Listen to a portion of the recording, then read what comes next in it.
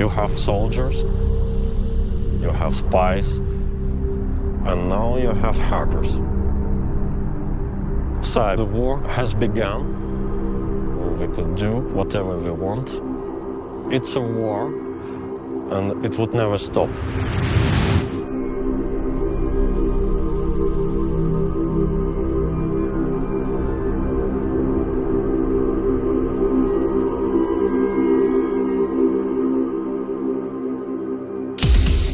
Land, sea, air, space, cyber.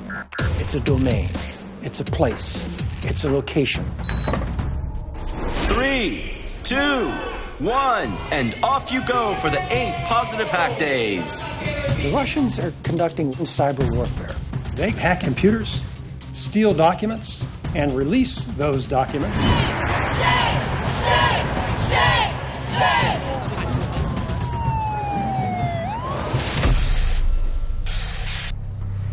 Do you have any doubt that the Russian government was behind the intrusions in the DNC and the DCCC systems and the subsequent leaks of that information? No, no doubt.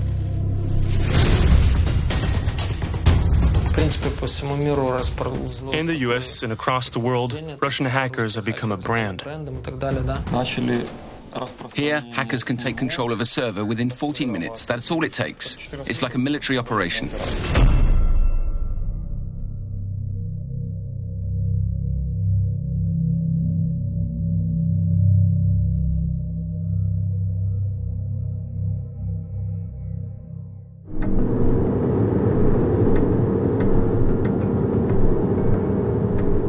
They call themselves hackers or pirates. They don't like the limelight or journalists. Zilitol, a 28-year-old Frenchman, is a Russian hacker hunter. After long discussions on encrypted messaging, we finally managed to meet him at his home. If you got certain skills, governments will take an interest in you. Personally, I received emails from the FBI, etc., even from different government agencies. They've offered me work. The analysis of the card stealer on your site was very complete and quite interesting. I would love to know any other information you have about the malware or author. FBI, Indianapolis. They sent me an email, and they asked me for my telephone number. They wanted to interview me by telephone. The FBI? Yeah. Thanks a lot. If you ever come across information about people targeting the U.S. Army, or appear to be affiliated with the U.S. Army, or have data taken from us, feel free to let me know. I'll make sure it gets pursued. Let me know if you need anything. Special Agent, U.S. Army Criminal Investigation Command.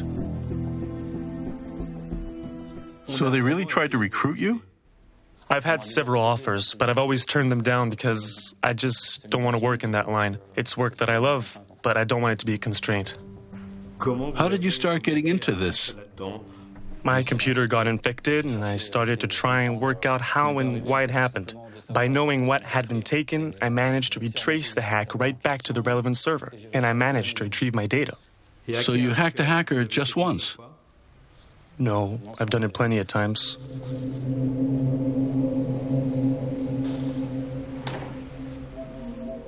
When you get inside the computer of a cyber criminal, what exactly do you do?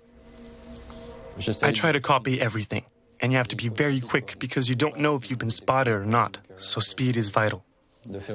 I'll copy everything first and look at it later. What sort of information do you find on hackers' computers? It depends what they've left on the particular computer. Sometimes absolutely nothing, just photos, CV, or other Word documents. Here I've got some passwords, some private messages, email addresses, posts on forums. Here's an ATM that's been infected. So all these people whose faces we can see are having their bank details stolen. Yeah, for sure. They've had their data stolen.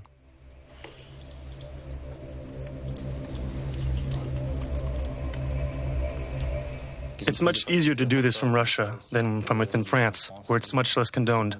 In Russia, the sanctions are not as harsh, and above all, there are more people in Russia who know what they're doing. That's what I think. Zilitol told us that if you want to really know who these Russian hackers are, you have to infiltrate their forums. And according to him, that's impossible.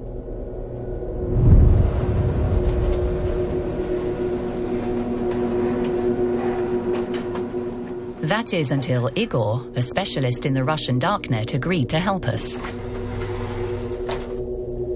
It took months to get to meet him. We've modified his voice for security reasons.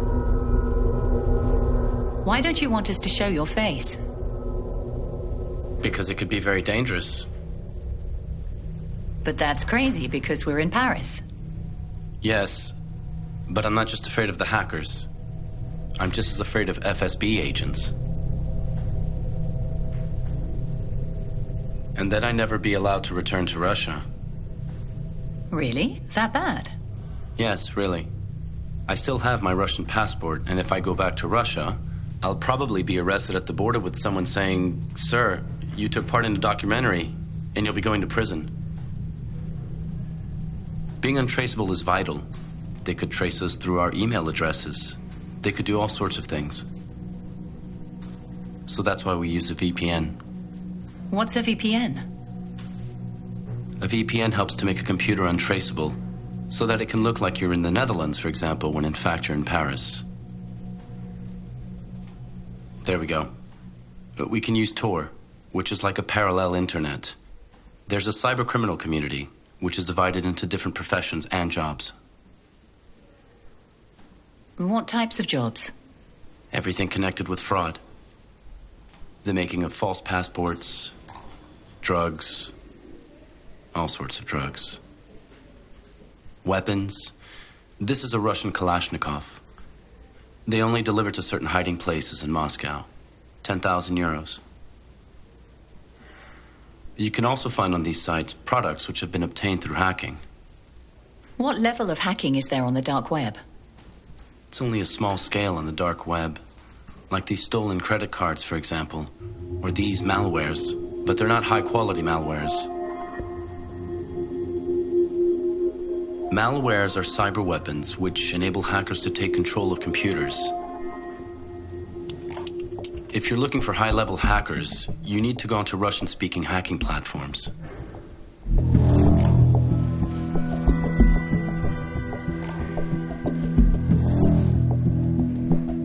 You have to create a character and create a role with a particular function specifically linked to cybercriminality.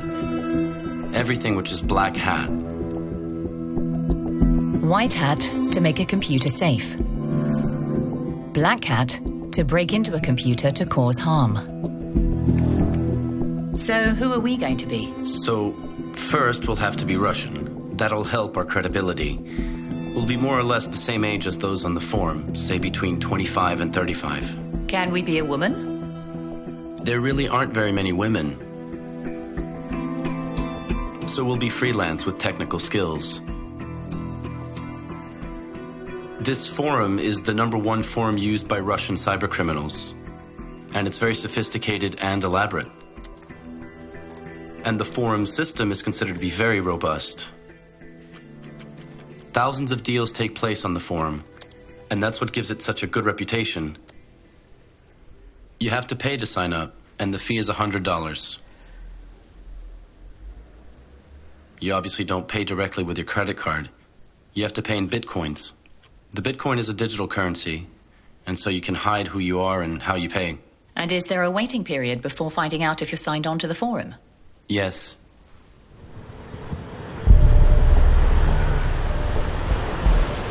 A Russian source put us in contact with a Russian hacker. We know hardly anything about him. But in this context, you have to accept the rules of anonymity and secrecy.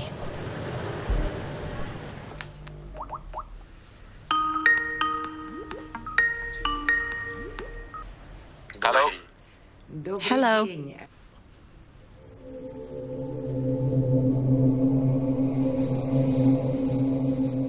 Why have you chosen this mask? Because it symbolizes my activity as a hacker. How many people are there in the group that you work with? There's me and 3 others, plus an assistant and a trainee. They're all Russian-speaking. What we get asked to do, basically, is look for weaknesses, hack sites, and retrieve databases. The prices vary considerably for this kind of work. It all depends on volume. So how much money do you make out of it?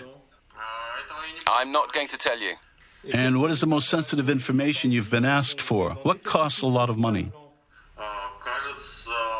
I managed to retrieve the details of 20 to 30 NASA accounts with all the valid logins and passwords. That's information that you provided. Yes, me and my team. And why do you think you were asked for that? I don't know, but I like the idea of doing it, so I did it. I got the money, end of story. Who pays you? Do you know who's asking for this info? Not always. I almost never find this out because everything is done anonymously. The only thing I know about the client is their email address, which they use just once. It's impossible to track them down. And anyway, I'm not interested who the client is. But would you hack institutions in the country where you're living at the moment? Would you hack Russian institutions? I've done it before, but I did it for personal reasons. I didn't pass on the data I obtained to anyone because I don't want to have problems with this country's government. Okay, so when it involves obtaining Russian info, you keep it to yourself, but you hack it anyway. Yes, I've got a small office where I keep hard disks full of data. There are quite a lot of them stacking up, I'd say. And so if I posed as a French or American spy, would you pass on this information to me? Would you sell it to me? Probably not.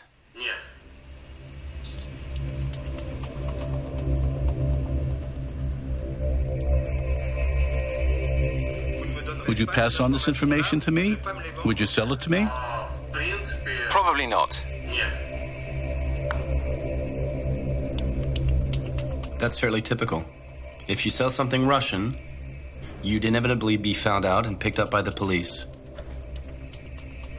You don't sell databases, nor any Russian information. The forum forbids it.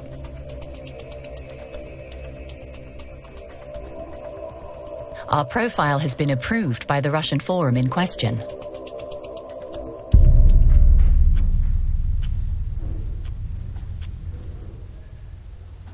There are quite a few interesting posts. Here, someone is offering access to the Ministry of Finance in Ghana, with access to a huge database and information on the country's banks, a database of millionaires, basically the richest people in Ghana. If you want to buy the info, the starting price is $50,000. Then you can see other people posting comments. Here, Yakuza writes, $50,000 for 2 items of sale doesn't seem right. Can you give more details about what exactly you're selling and how old the info is? Another user, Freestyle, writes, isn't Ghana a country where children still walk barefoot? Why this price? It shouldn't even cost 50,000 rubles, 700 euros. Lampedusa comes back with more details saying that Ghana has one of the most stable economies in Africa. The data's right up to date. There's access to all the PCs of the network and all the passwords. You can tell from the spelling and the language used that Lampedusa is clearly Russian. He's completely credible. So we'll try to contact him.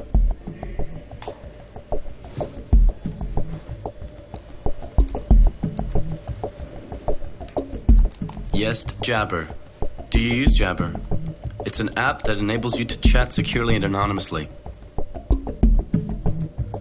Lampedusa thinks that we're someone who can sell the info onto hackers. So I've asked him to send me some examples of the data, but he said no. I offered him $25,000. What were his conditions? Send the money to the backers. Okay, but we're not going to send any money. What could a potential buyer do with this sort of information? They could simply send in a program which would wipe out all the existing data on the network. And where money or accounting is involved, wiping out data would mean creating a huge problem in Ghana.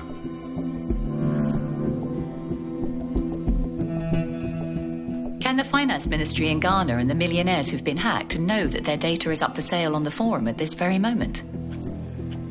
They're probably completely ignorant of the fact. And if they do find out? Ghana might be prepared to pay this amount in order to find out how the hacker obtained this information. The investigation continues on the web. On the ground, too. We're beginning to become known in Russian circles. I have lots of hackers. Basically, I know about almost every single case. I would be able to hook you up with hackers, the real hackers. Sergei Pavlovich, he's wanted in 2 districts in the United States. Sergei Pavlovich spent 10 years in prison in Belarus after being found guilty by the American courts. He was accused of having sold access to bank details. According to a document from the US Department of Justice, Pavlovich and 10 accomplices stole more than 40 million credit card numbers.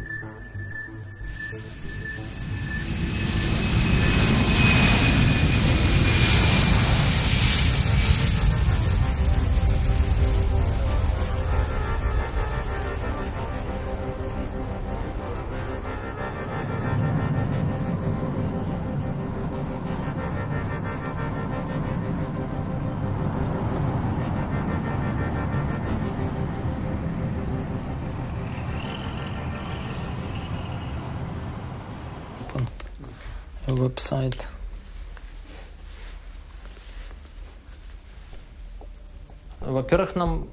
When we started out, we were only 13 or 14 years old. I grew up in a relatively poor family. We had a computer at home and I spent a lot of time on it. Because we were short of money, we were drawn to all sorts of criminal activities. We didn't steal from people like us. What can you steal from a low-level worker who barely earns a living? Our fellow citizens were very poor. They really didn't earn much in the 1990s. It was difficult for them, and we felt sorry for them. So we preferred to take money from foreigners who were so much richer. In the US and across the world, Russian hackers have become a brand. I think they've earned it. I won't say who they are, but those in prison in the USA for carrying out the biggest hacks in history are Russian.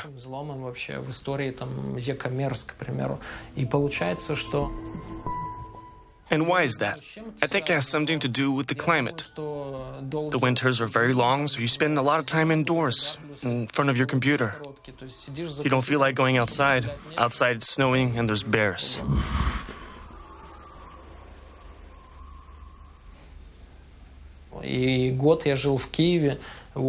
I spent 1 year in Kiev, where I made at least $100,000 a month. I spent it on restaurants, designer clothes, and escort girls.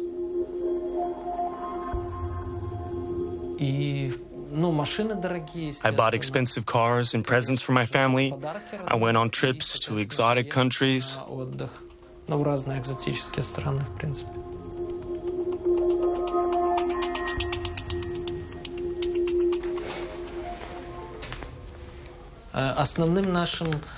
Our most valuable tool is the cybercriminal hacker forums. Each member has a certain status and reputation. That's where everyone could see what type of work was available. In my inbox, I had about 1,000 to 1,500 contacts. These weren't people who just wanted to chat. They were there for specific services. How do hackers work? Often teams of 5. One of them will hack the site. Another one will retrieve the information from the servers. Someone else will be in charge of sorting and analyzing the data. A fourth person will sell the data, and the fifth person will make sure the group is safe.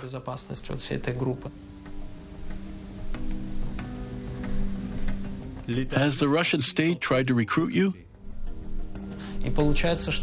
None of my friends have been contacted by government agencies.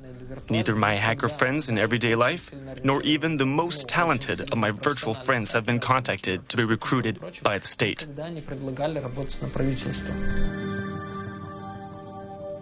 Historically speaking, a lot of cyber criminals have operated out of the Russian Federation. Very lax regulation, no real indication that the Russian Federation the Russian government's very interested in prosecuting these because a lot of the profits are being returned into Russia. There are any number of case studies that suggest that this is indeed the case. And one of the relationships is not just the Russian government turning a blind eye to criminals, is actually using criminals for their own strategic purposes. So essentially, using them as a service provider to perform certain types of operation against foreign agencies, institutions, companies, assets.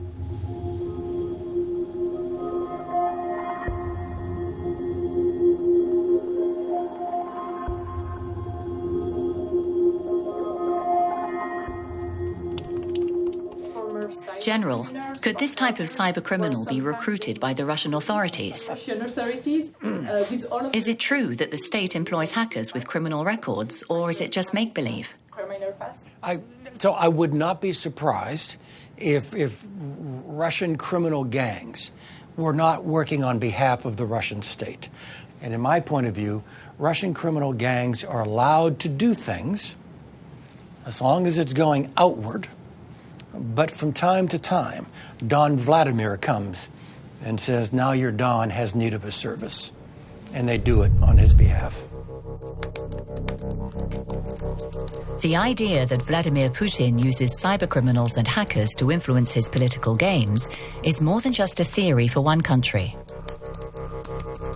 The government in power in Ukraine since 2014 has formally accused Russia of trying everything to destabilize its neighbor. Hardly surprising, as the Ukrainian regime is pro-West.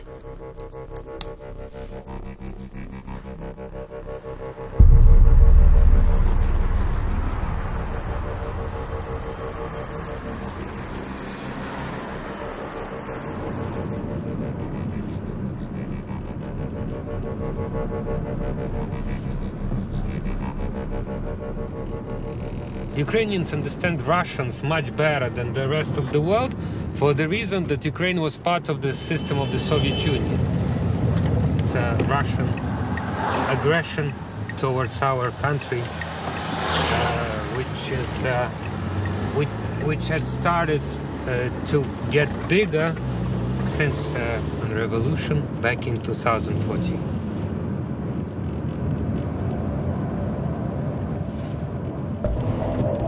Ukraine has suffered repeated armed conflicts and cyber attacks. We're on our way to Ivano-Frankivsk, 600 kilometers from the capital, Kiev.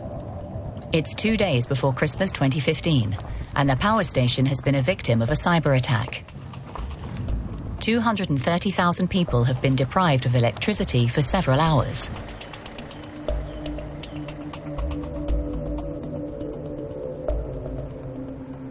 I was working in this office when someone came looking for me, and they said, Vasil, we've had some outages which we can't explain. There were sporadic power cuts there, and there too. And that's when we understood that someone had infiltrated our network. On this computer, you could see that the mouse was out of control. He's trying to get into the section circuit breakers. He's trying to turn off the circuit breaker of a 110 kilowatt section. The arrow was moving over the switches. It was incontrollable. It was clear that someone had hacked into the machine. In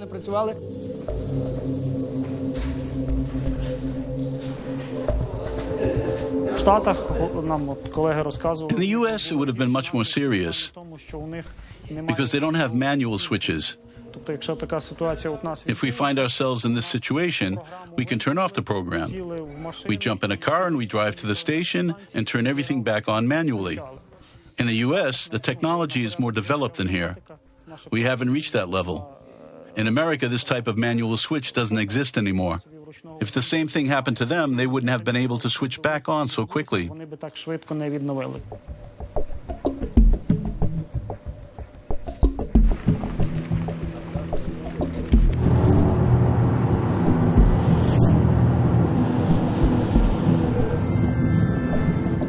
to Kiev to question a Ukrainian spy. He's in charge of the cyber department at the SBU, the Ukrainian intelligence agency.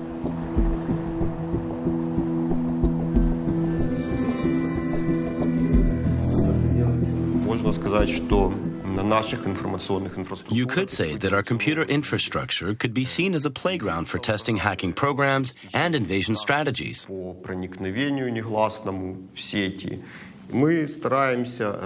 work with anyone who wants to help law enforcement departments to neutralize cyber criminals.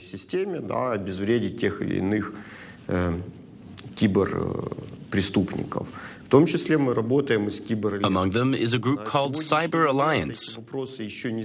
The nature of these partnerships is not yet very clear from a legal point of view, but we're doing all we can to regulate our way of working together.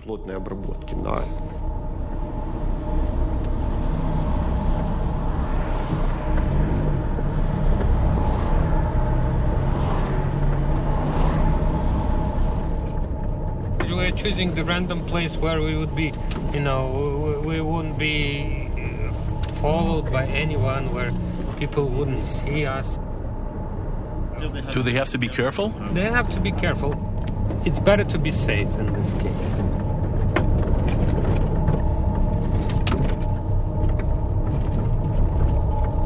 Okay.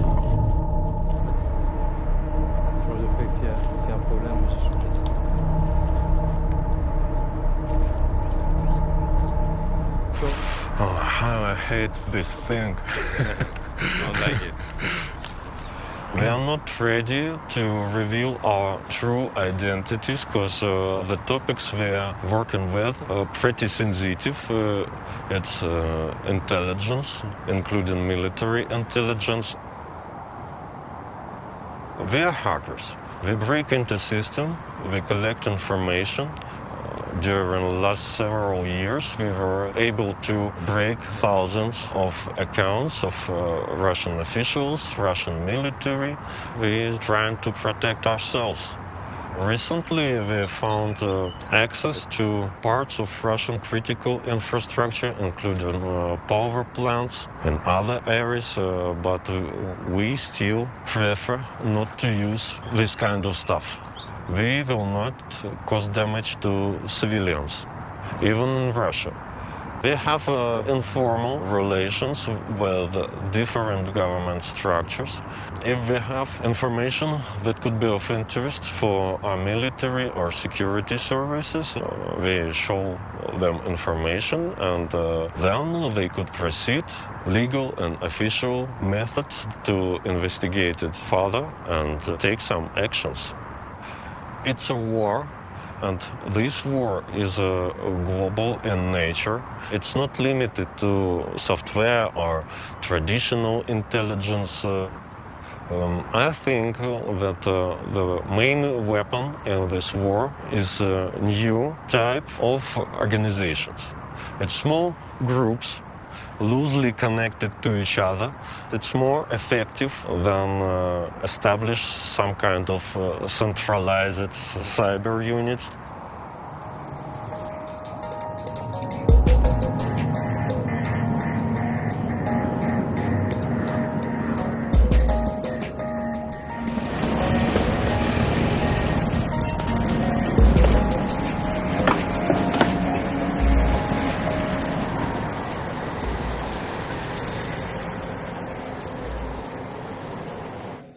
In the end, you're just like the Russian intelligence services. You use hackers. You misunderstood me. We use Cyber Alliance to check up on websites solely within Ukraine on our own information sources. We don't use them with the aim of attacking the resources of other countries. But can these groups work externally as well?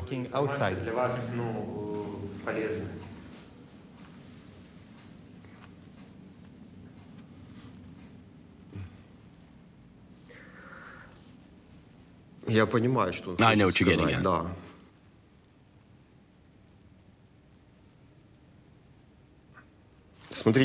Listen, each judicial department acts within its mandate. The SBU doesn't have a mandate to work outside Ukraine. We're not allowed, with or without the permission of the courts. What we do is limited to within Ukraine. The security of the country is our mission.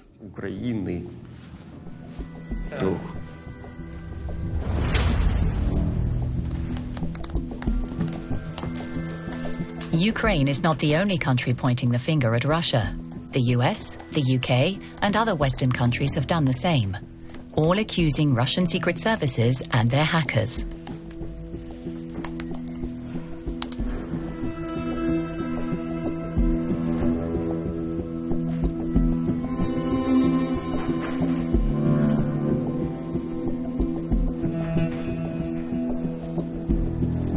Do you have any doubt that the Russian government was behind the intrusions in the DNC and the DCCC systems and the subsequent leaks of that information? No, no doubt.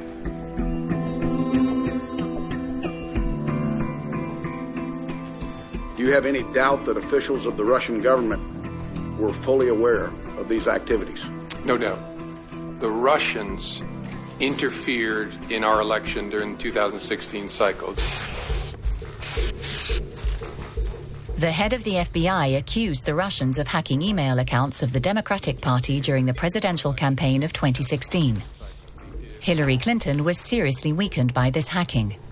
I'm running for president. Several months later, Hillary Clinton lost the election.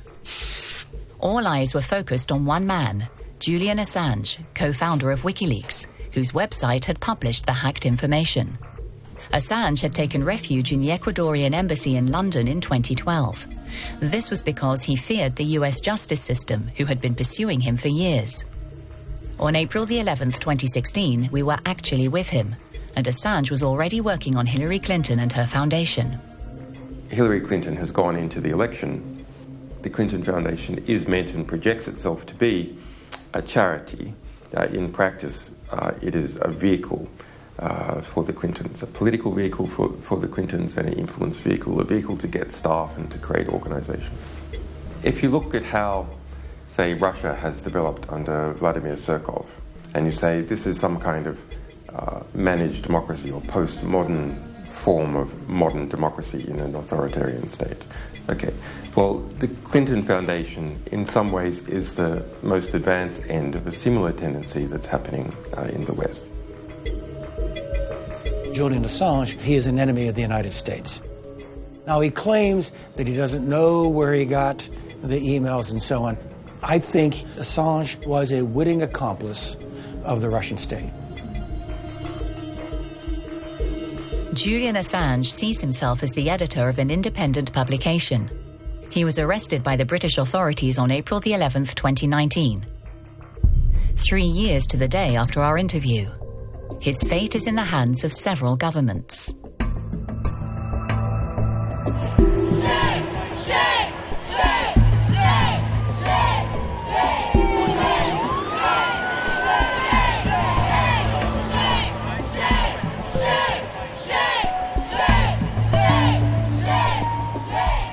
At first, when the reports were coming in about the intrusions into the DNC, that they had the hallmarks of espionage, something that we actually expected to happen, frankly.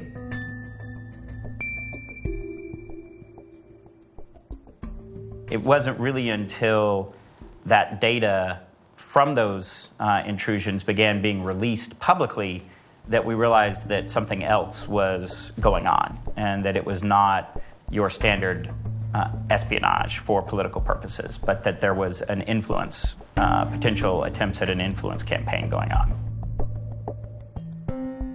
We also used some of the other communication channels that we had set up specifically for cyber incidents, and we used those channels actually for the first time to communicate the seriousness of our concern, indicating that we were aware of the activity and that we did not like what was going on, and that we asked them to stop that activity. But the Russian government denied it all. Of course. and I didn't really expect them to do anything else. That's part of how the international relations work. Are you certain about your information? Are you sure it was the Russians? I'm absolutely certain of that. The Americans now have a name for this group of Russian hackers. Fancy Bears.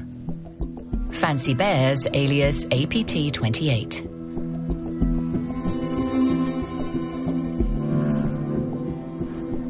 During the course of our APT-28 investigations, we've had a significant amount of evidence. We've looked at 550 or more pieces of custom malware.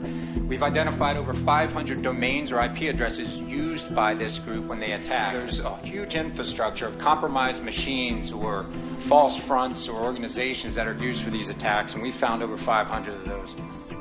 There's enough, criteria together that APT-28 is our APT-28.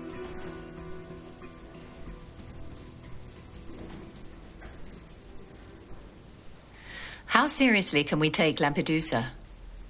Well, we can take him seriously because he hasn't been banned from the forum. After all, he's put on offer and sold. He's made sales equivalent to more than $100,000.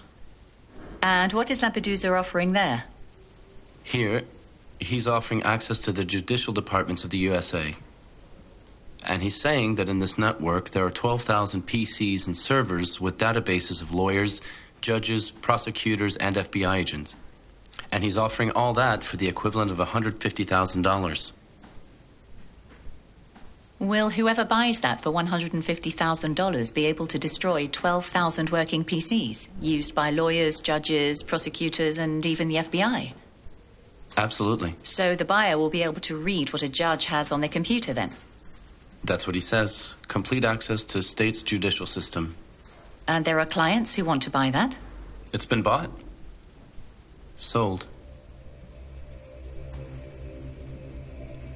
The buyer could be an enemy of America, but it could also be the FBI. To buy back the data, right? Yes. The Americans are accusing a group called APT-28 Fancy Bear. Could this group buy what Lampedusa is selling? Of course. This group could be interested in retrieving this type of information and be the first buyers. And Lampedusa might even be part of one of those groups or be associated with them in one way or another.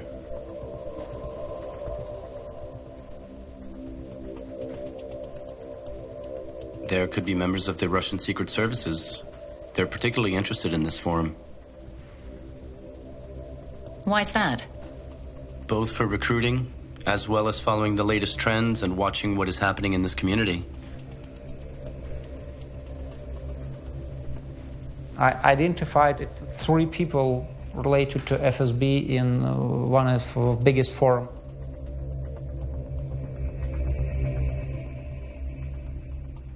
I say FSB because I know that I've been in Moscow in FSB in Lubyanka. We cooperated that times with FSB very closely. In FSB exist 2 main centers of cyber operations. They are responsible for cyber operation worldwide. You can't go to underground and say, hey guys, I need somebody to arrange attacks against the president. Now, qualified FSB officers, they are quite good for qualified.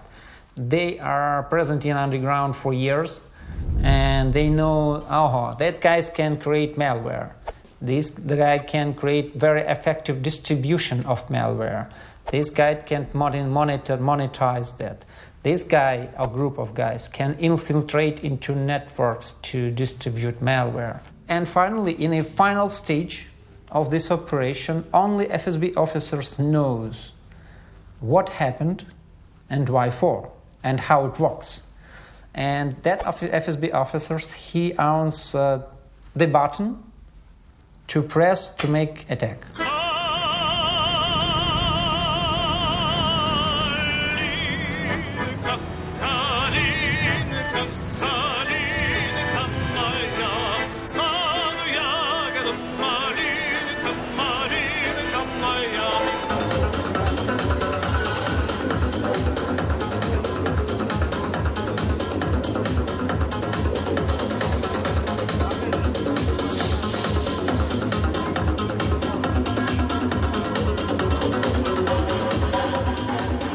3, 2, 1, and off you go!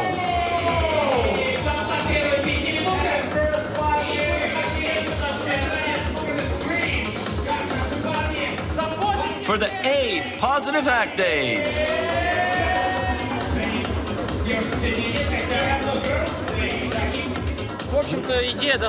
It's a simple idea.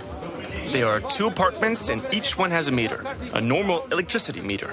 They try to connect to the network by computer with their programs and know-how in order to change the meter's data.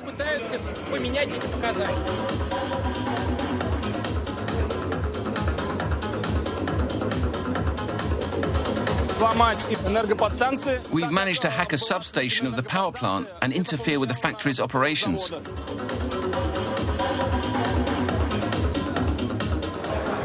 I'd like to know if there's a chance of coming across a member of Fancy Bear. I don't know. They asked me not to give away who they are.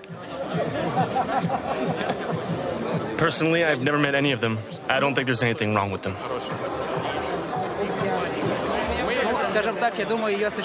I think these groups are unavoidable. Because the struggle between different countries within cyberspace is itself inevitable. It's like everyday espionage. You can't avoid it.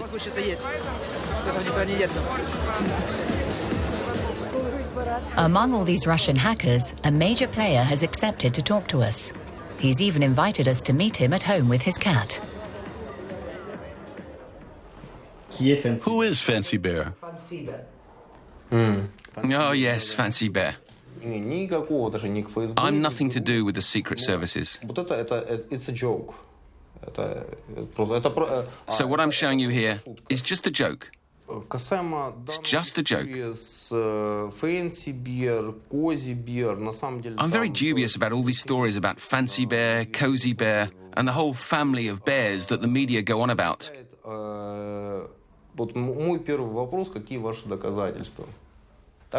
Where's the proof? Who's shouting thief the loudest if it isn't the thieves themselves? The USA.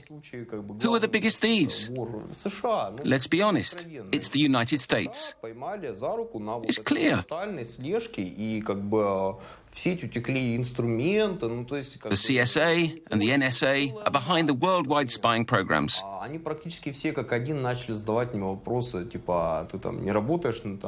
All my contacts who live in the West have asked me if I was working for the secret services, if I was on Putin's side, etc. I've noticed that for the last couple of years, there's been a distinct change in public opinion. Before, my Western friends came to Russia, they met up with me and didn't consider me a threat.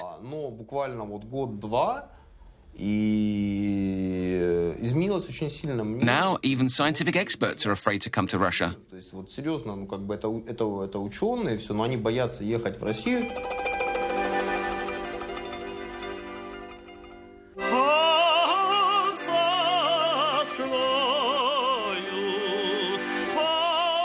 Back to the positive hack days.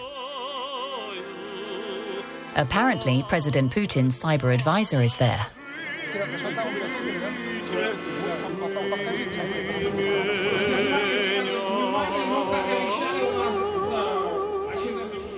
Minister, why are you here today at Positive Hack Days? Je comprends un tout petit peu. Je vais réfléchir.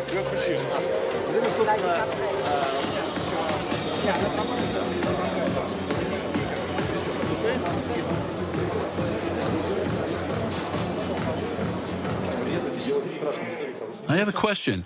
Is this generation of hackers that we can see all around us important for Russia today? Это вопрос политический, провокационный. No, it's about... Я прекрасно понял этот вопрос. Я бы не подходил к этому как к поколению хакеров. Да? Все-таки здесь собрались люди, которые на стороне добра. Да? То есть это белые специалисты. So if we're looking for groups like Fancy Bear or Cozy Bear, we shouldn't be looking here. поиск групп типа Консибит, Вансибит, не надо здесь искать.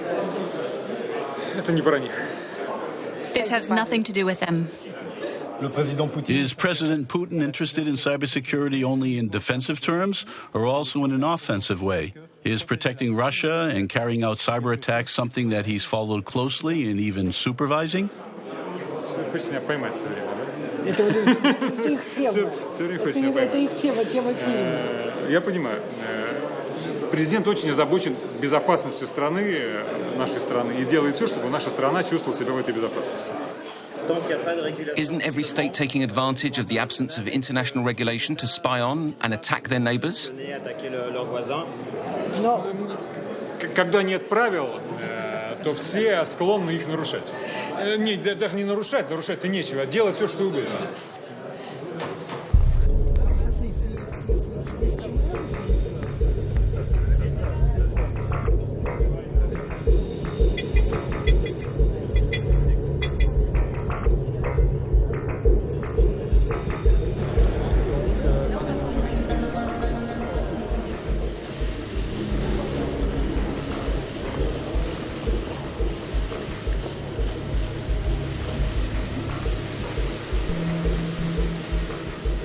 Christophe Decroix for RTL.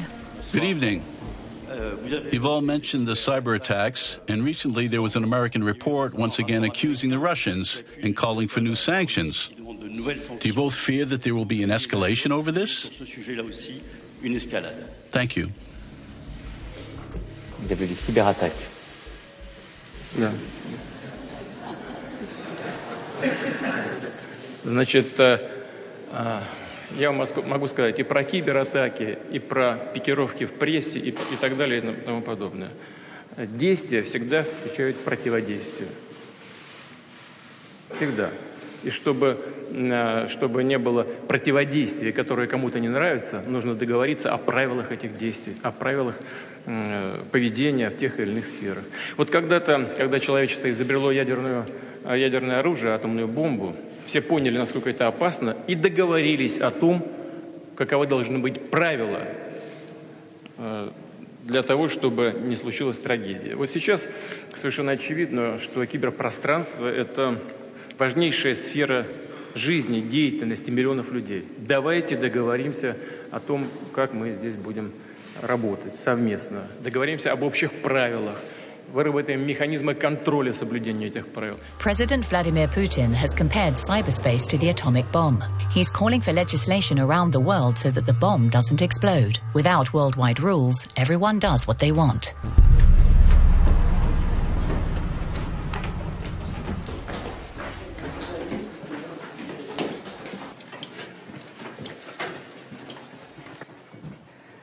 This young man is Konstantin Kozlovsky, accused of having hacked into banks, particularly Russian banks, and stolen millions of rubles. From inside prison, he was able to communicate via social media, and he dropped a bombshell. He accused the FSB of having recruited him. He says he is implicated in the cyber attacks against the US.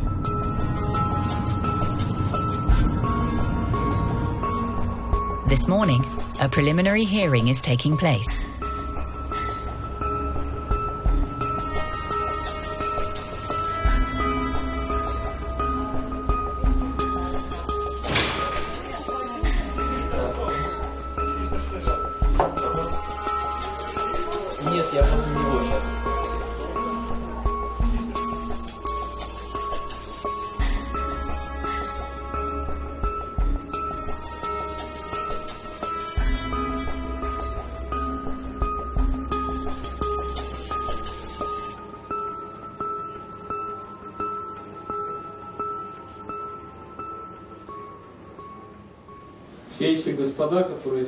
Everyone here with me has carried out orders for the FSB, who recruited us when we were young.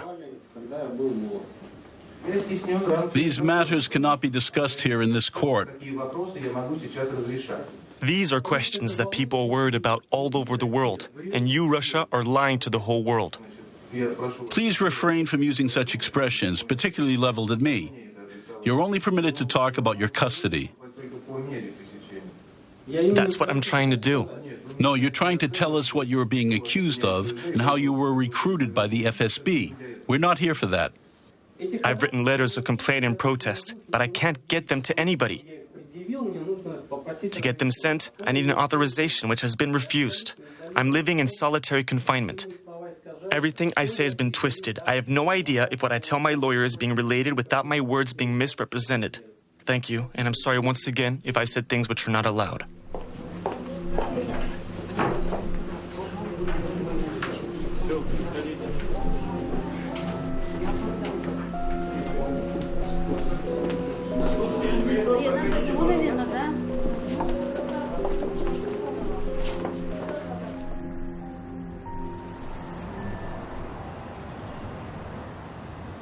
They are state-backed hackers who have become professionals since...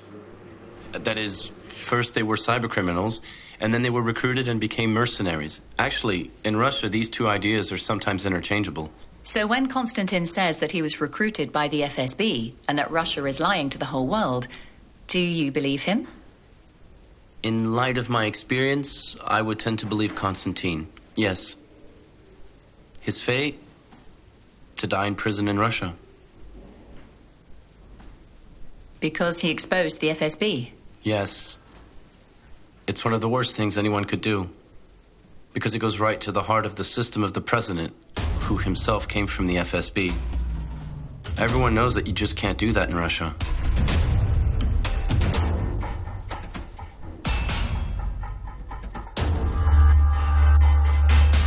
The end of 2018 and a dramatic development. 6 countries, including Australia, accused the Russian Military Intelligence Service, the GRU, of being APT-28 Fancy Bear. They published proof, including photos, expense sheets, and travel tickets. The GRU and the FSB and the Kremlin have all denied the accusations.